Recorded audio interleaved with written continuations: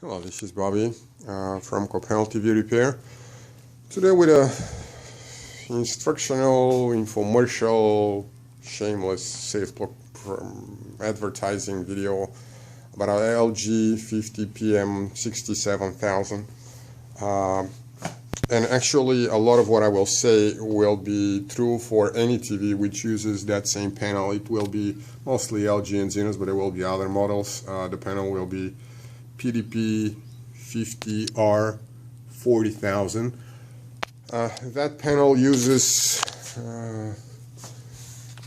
those buffer boards here, which is EBR 73763902. Those are all top buffer boards. Those are these. Focus properly. And then there is the bottom buffer boards, but in that TV, mostly the top buffer board is the one that creates problem. There are several different things that I want to say about TV. Power supply board has a known issue. There's a repair kit online at our website. Tons of people have it, where this capacitor has to be replaced. It's causing the TV to keep on clicking and never start. There's another problem that I've seen on that power supply board that causes the exact same thing, TV failing to start. I've seen a problem on two of those boards where they test on the bench just perfect VA, VS, all the voltages are there, but when you put them in a TV, they don't come up. In fact, I have two where we found and resolved the problem, and I still have one where it's something else, a fourth problem. So power supply is a known issue for that TV. Another very common problem is the top buffer board. When it fails, it is almost always the top IC here. On this one, it is replaced, and the silicone is new, and I just inadvertently broke it here. I just want to make sure to cover it right. So almost always when it fails, it's the top IC that fails. That's a common problem for many plasmas, and it's always the top IC, or very often probably heat related. That's topic for another discussion. I want to make a quick introduction on how to test those particular buffer boards with a meter. It's really easy, and it's very similar to the way almost all plasma buffer boards are tested. Basically, resistance between floating ground and the sustained output is measured on those. It will be between, let's say, the first two and the very last two pins here. Let me hold that so I can take a picture. 3 ohms resistance. That is a bad buffer board, as this label says. Now this one is a buffer board that we've replaced the top IC. Here is the same test here, is returning resistance. What you want to do is you want to ensure that flipping that will give you resistance in one direction and nothing in the other. This way you notably increase your chances of knowing that you've performed. Now, when a buffer is shorted like this one, the first one, let's do it again. When you remove that IC, the short disappears. And again, if you measure both ways, you're going to have resistance in one direction and nothing too high to be measured in the other. The way I measure it is in diode mode. If you don't have such a good fluke, you have a regular one. If it doesn't have the diode sign, use the 2K resistance on a dial, 2000. Now, this is a new version of the same board that LG printed. It has heat sinks on all the ICs, which is pretty pointless considering it's almost always this one, and which is worse. This one keeps on failing, but that's yet another story.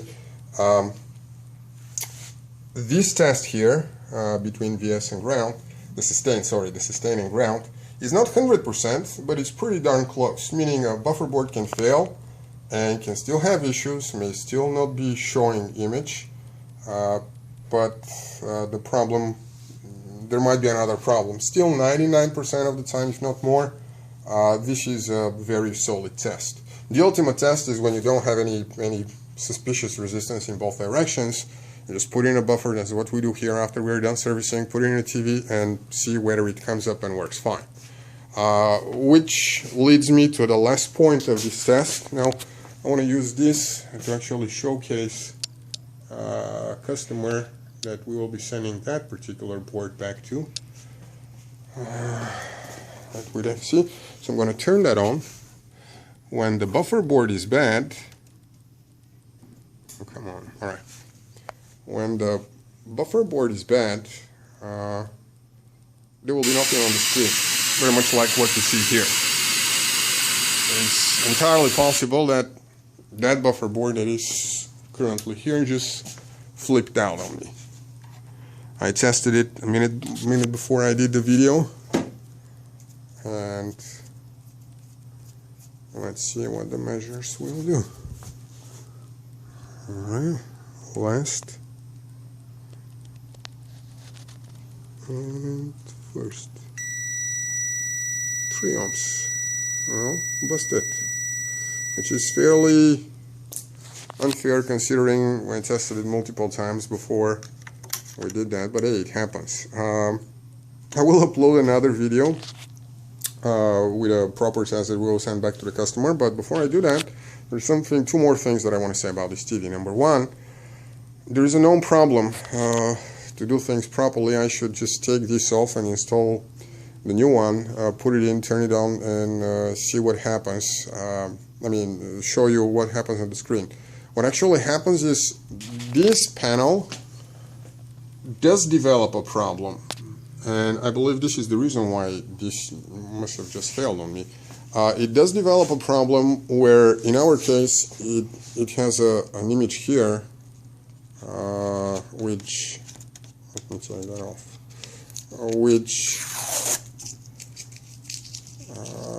is just missing lines, like a black strip. And normally, 99% of the time, that would be a problem with the buffer board, but not with those particular panels. I've seen at least 3 of them that do that.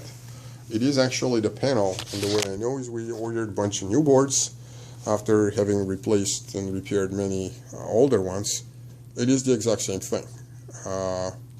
So if you replace a board and with a new one, with a repaired one, and you still have a horizontal line, this is one of the cases where it's actually a panel. Most of the times when people tell me my TV technician told me the panel is bad, most of the time I actually blame technicians, because bad panel is a very common excuse for I don't know what to do, or I don't want to do anything and I don't want to say it.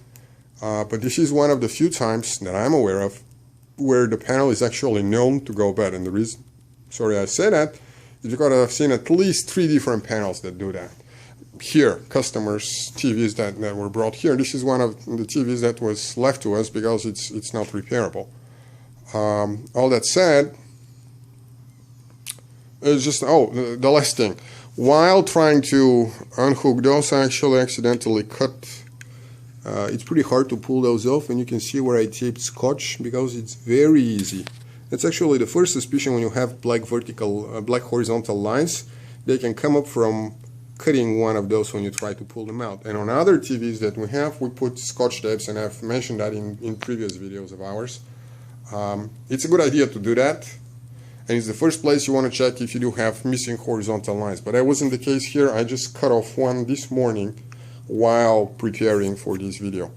I'm going to make another video now with a buffer that does work before sending it to the customer. I believe this TV that we have here is killing the buffers because of those missing lines. I don't know what's wrong with them, but this happens for maybe 3rd time.